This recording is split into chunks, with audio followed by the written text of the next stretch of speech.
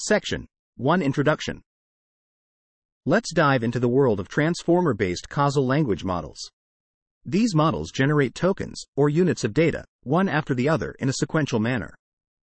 To generate the k+1 th token, the model takes in the previous k tokens and processes them layer by layer, creating k intermediate vectors at each hidden layer. Each vector is the result of a module, which includes self-attention and multi-layer perceptrons, working on the output vectors from the previous layer.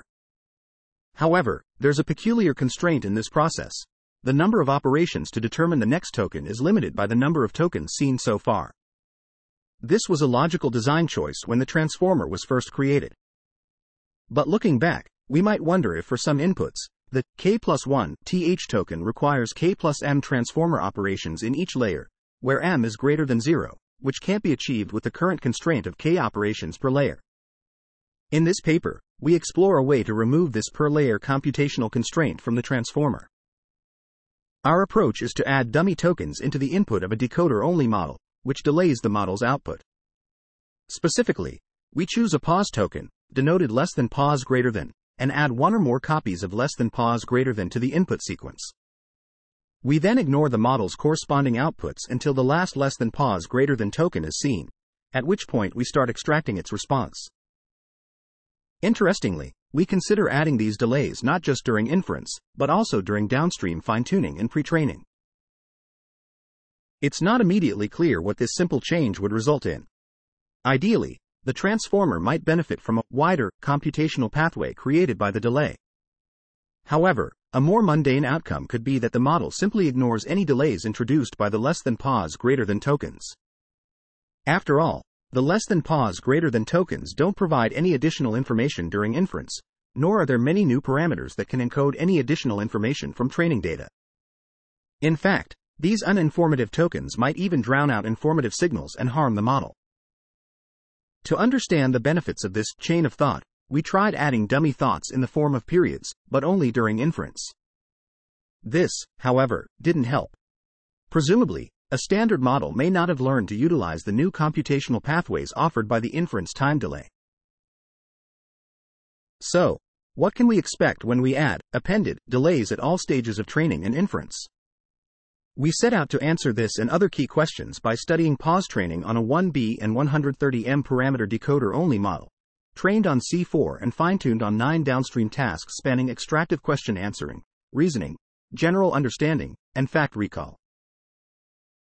In summary, we make the following contributions. 1. We ask what happens if we delay a model's answer generation, and how can we implement these delays? We propose one way: training with dummy less than pause greater than tokens. Accordingly, we design a pause-injected pre-training, downstream fine-tuning, and inference procedure. 2. We find that on most of our downstream tasks, training models with less than pause greater than tokens during both pre-training and downstream fine-tuning shows clear gains compared to standard end-to-end training and inference. Most notably, for the 1B model, in the squad extractive question answering task, this approach improves the exact match score by 18%.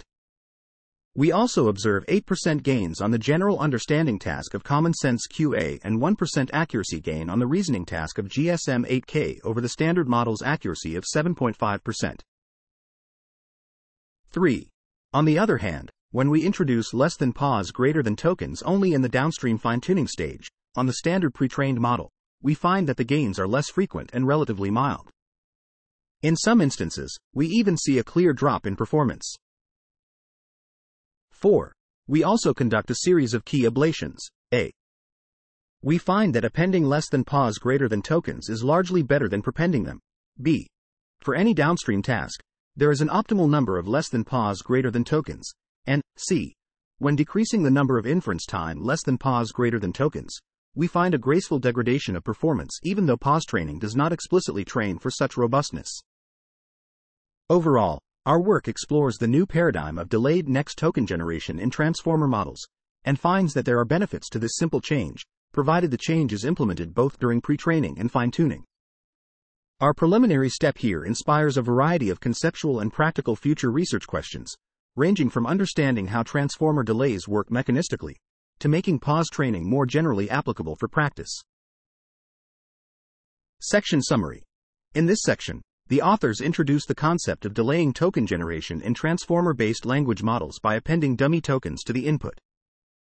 They propose training the model with these dummy tokens during both pre-training and downstream fine-tuning stages.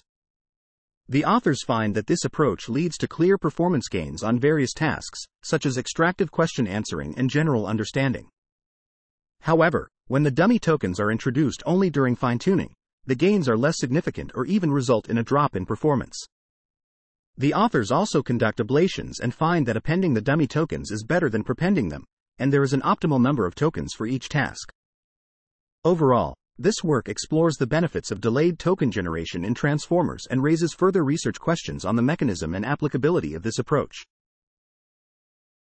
Section 2 Preliminaries. Let's break down the process of predicting the next token in a standard language model that uses a causal decoder. This model uses a vocabulary and an input of k tokens. We use a transformer-based language model, represented by the function f, to predict the next token. Each layer of the transformer creates an intermediate vector for each input token. The next token is then chosen from a distribution that is inferred from the last vector in the last layer. In simpler terms, each layer in this process can be seen as a function that takes a matrix of k vectors as input and produces a similar matrix as output. This transformation involves two main modules. The first is the attention module, which takes two matrices and a value vector as inputs and produces an output vector. This is followed by a feedforward module. The output for each token can be expressed as a function of the inputs and the layer norm module. The output for each token is obtained by manipulating the previous hidden embeddings in the same layer. In the current language models, we compute k embeddings in each layer before generating the next token.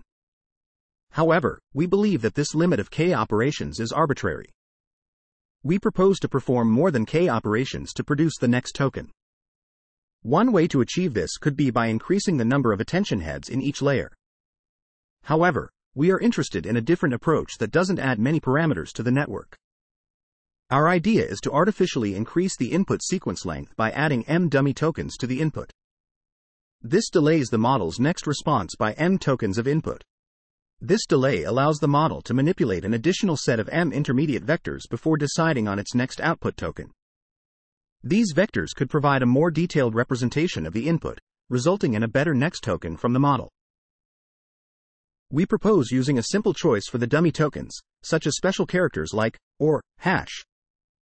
However, to prevent the model from confusing the role of delays with the role these characters play in natural language, we choose a single less than pause greater than token that is not part of the standard vocabulary. To impose multi-token delays, we simply repeat this token. We then discuss our specific techniques for pause pre-training and pause fine-tuning. During pre-training, we insert multiple less than pause greater than tokens at random locations in the pre-training sequence. We then train the model using the standard next token prediction loss on this pause injected sequence, while ignoring any loss term that corresponds to predicting the pause tokens themselves. The pause training loss is given by a formula that sums the cross-entropy loss over all tokens, excluding the less than pause greater than tokens. The idea is to use the less than pause greater than tokens only to enforce a delay in the model's computation. Requiring the model to produce these tokens would be a distraction. Finally, we update the parameters of both the model and all the tokens, including those of the less than pause greater than token. We call this process pause pre-training. Section summary. In the preliminary section, the authors describe the token prediction process in a causal decoder-only language model. They explain that each layer of the transformer produces intermediate vectors for each input token, and the next token is sampled from a distribution inferred from the last vector in the last layer.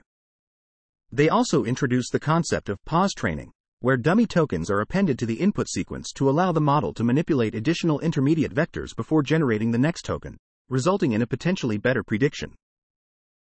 Section. Fine-tuning with the less than pause greater than token. We're going to discuss a method we call pause fine-tuning. In this process, we're given a prefix, let's call it P, which is annotated with a target, T.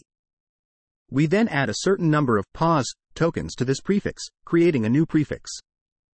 This process is illustrated in a figure in the paper. We disregard the model's outputs until the last pause token is seen. Then, we apply a standard prediction loss on the target with the new prefix, minimizing the sum of the losses. This sum is calculated by concatenating the new prefix with the target. It's important to note that for any given task, we keep the number of pause tokens the same across all inputs for that task. We update both the parameters of the model and the entire vocabulary, including the pause token. During the inference stage on the task, we add a certain number of pause tokens to the prefix and, as always, we ignore the model's output until the last pause token. We call this pause inference. We also explore different variations of pause training. While pause tokens can be used during either pre-training or fine-tuning, we consider all combinations of this. Our goal is to see if there are any differences in how each stage of pause training affects performance. We study 4 techniques. 1. Standard pre-training and standard fine-tuning. 2. Standard pre-training and pause fine-tuning. Here, we train with pause tokens only during fine-tuning. If this technique is beneficial, it could be a practical approach for pause training existing models. 3. Pause pre-training and standard fine-tuning. In this case, we introduce pause tokens during pre-training, but not during fine-tuning. This is purely for analytical purposes. 4. Pause pre-training and pause fine-tuning. We introduce delays into both stages. Our experiments aim to answer 2 questions. Does delaying the model computation via pausing help, have no effect, or hurt? And if these delays have any effect, is there a difference in performance when we inject it into the pre-training stage versus fine-tuning stage versus both? In our experiments, we use decoder-only models of size 1B and 130M. For our ablations, we stick to the 1B model. Both the standard and pause models are pre-trained on the C4 English mixture, using the causal next token prediction objective for a total of 200 B tokens. For pause pre-training, we insert the pause token randomly at 10% of the sequence length positions, and trim the now longer sequence to its original sequence length. Since we expect different tasks to benefit from a different number of fine-tuning pause tokens, we run fine-tuning with a certain number of pause tokens set to 10 and 50 and report the best of these 2 for our consolidated results. However, we provide the values for both in the appendix, in addition to a more detailed ablation of this hyperparameter. For all the downstream fine-tuning experiments, we report mean and standard deviation over 5 runs. We tune the learning rate and batch size for standard end-to-end training, and use the best hyperparameter for all other training variants as well. We share all the hyperparameters in the appendix. Section Summary. In this section, the authors propose a technique called pause fine-tuning, where they append multiple less than pause greater than tokens to the input prefix during downstream fine-tuning. They apply the standard next token prediction loss on the target with the new prefix, updating both the model parameters and the vocabulary. During inference, they also append less than pause greater than tokens to the prefix and ignore the model's output until the last less than pause greater than token. The authors explore different combinations of pause tokens in pre-training and fine-tuning stages to study their effects on inference time performance. Section 4.2 Downstream Datasets. In this section, we're going to discuss the datasets we used and the results we obtained from our experiments. We used 9 different tasks to test our models. A. Reasoning, GSM-8K. B. Question answering, SQUAD, COQA. C. General understanding, Common Sense QA, Physical IQA. D. Long-term memory recall, Lambda. E. Natural language inference, HELA-SWAG. And F. Fact recall, Web questions, natural questions. We scored HELA-SWAG and Physical IQA tasks, and for Common Sense QA, we reported exact match M scores. More details about these datasets can be found in the appendix. We then looked at the impact of introducing pauses during training. We found that when we added pause tokens during both pre-training and fine-tuning, pause PT_pause FT, our models performed better on most tasks compared to the standard baseline, STD-PT_STD-FT. For example, on the SQUAD question answering task, pause PT_pause FT improved the M score by 18% compared to STD-PT_STD-FT. We also saw up to 8% gains on the general understanding task of Common Sense QA, and an accuracy increase from 7.5% to 8.5% on the reasoning task of GSM-8K. Similar improvements were observed in other tasks like long-term context understanding, Lambda, and fact recall tasks like Web QA and natural question. However, when we only introduced pauses during fine-tuning, stdpt_pause-ft, the results were mixed. While there were improvements on about 5 benchmarks, they were comparatively less. On the remaining tasks, the performance was similar to or worse than standard training. We also wanted to see if the improvements from pause-pt_pause-ft came from the pauses themselves or from better representations learned during pause pre-training. To do this, we looked at the performance of pause-pt_stdft, where we didn't add pauses during the downstream task. We found that pause pre-training improved the representation for a few downstream tasks, but in most tasks, the improvements from pause-pt_pause-ft came from well-learned delayed computations executed at inference time. We also tested using filler characters as pauses and found no improvements. This suggests that the benefits of pauses depend on when they are introduced. Specifically, introducing pauses during pre-training seems crucial for them to help during downstream inference. We think this is because a standard pre-trained model has biases that prevent it from fully benefiting from inference time delays. Finally, we note that the pause-pt_pause-ft model has a computational advantage over stdpt_stdft during fine-tuning and inference. However, during pause pre-training, there is no computational advantage because we equalize the number of tokens seen. In fact, the pause pre-trained model sees only 90% of the meaningful pre-training tokens that the standard model sees, as the remaining 10% are dummy pause tokens. In the next section, we'll discuss some additional experiments we conducted to understand the role of pause tokens and how our different training algorithms may rely on them differently. We found that for each downstream dataset, there is an optimal number of pause tokens that should be used during fine-tuning. For example, on GSM-8K, 10 pause tokens were optimal, while for Squad, 10 was suboptimal. This suggests that for each dataset, there is a certain threshold of pause tokens beyond which the self-attention mechanism becomes overwhelmed. Section summary. The authors considered 9 different downstream tasks, including reasoning, question answering, general understanding, long-term context recall, natural language inference, and fact recall. They found that introducing pause tokens during both pre-training and fine-tuning improved performance on most tasks, outperforming the standard baseline. However, introducing delays only during fine-tuning gave mixed results, and the benefits of pause pre-training were observed in only a few tasks. The number of pause tokens used during fine-tuning also had an optimal value for each dataset. Section 5.2 Robustness to a varying number of inference time pauses. In this section, we're going to discuss how our model performs when we change the number of pauses during the inference process. We've been using the same number of pauses during both the fine-tuning and inference stages in our experiments so far. However, we wanted to see what would happen if we changed the number of pauses during the inference stage. This is a challenging test because we're not giving the model any guidance until the last pause token is seen. If we start asking for a response too early or too late, the model might not give us useful results. Despite this, we found that our model behaves quite well under these conditions. It can handle a wide range of changes in the number of pause tokens during the test phase. Even if we have the number of pause tokens during inference compared to training, the model still performs better than the baseline. This is good news for situations where we might have to deal with real-time changes in computational constraints. However, if we increase the number of pause tokens during inference beyond what we use during fine-tuning, the model's performance suffers.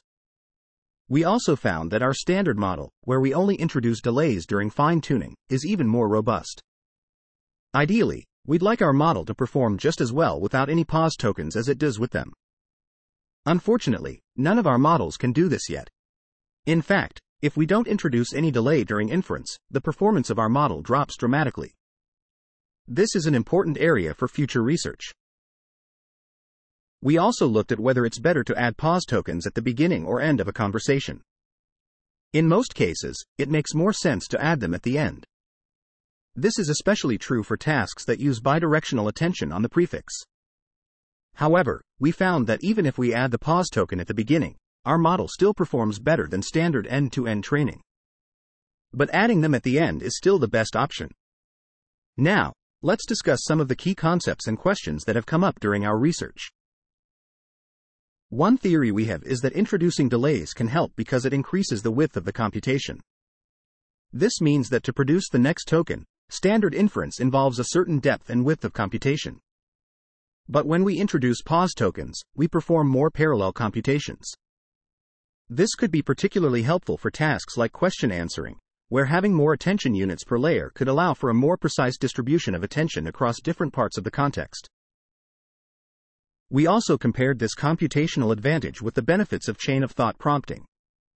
This method also increases computational width by delaying the final answer. However, it also increases computational depth significantly. Each delay token generated by chain-of-thought prompting is generated by the model itself. So, if there are multiple tokens and layers, the final token is the result of many sequentially composed operations. One of the interesting things about pause training is that it doesn't require increasing the number of parameters. This makes the improvements we've seen both practically and theoretically impressive. It also raises the question of how we can formalize the two different types of representational capacity, one based on the number of parameters, and the other based on the computational pathways through the model. Finally, we looked at how the benefits of computational expansion with pause tokens change as we vary the model's parameter count. We initially thought that smaller models would benefit more from delays because they provide a much-needed capacity increase. However, our initial comparisons suggest the opposite. We think that smaller models might not be able to fully utilize new computational pathways. This ties into the theoretical problem of formalizing the two different types of capacity. Section Summary. In this section, the authors examine the robustness of their pause PT_pause FT model to varying numbers of inference time pauses. They find that the model remains above the baseline performance even if the number of pause tokens at inference is half of what was seen during training, but increasing the pause tokens beyond what was seen during fine-tuning hurts performance. Additionally, they investigate the choice of appending or prepending pause tokens and find that appending is the more optimal choice. The authors also discuss the potential benefits of delay-injected training and inference, such as enhanced computational width and capacity expansion without parameter expansion, and raise questions about formalizing the notions of representational capacity and computational pathways in models. Section 7. Related work. Let's discuss some related work in the field. Firstly, the concept of using tokens that only appear as input has been utilized in various ways, most notably as less than CLS greater than, less than SEP greater than, or less than mask greater than in BERT and in research focused on adding memory to transformers. The work most similar to ours investigates the use of placeholder tokens to add global memory to the transformer, but they don't view it as a method to extend its computation. They add these tokens at the beginning, instead of the end, and importantly, they only introduce them during training and inference on the target tasks.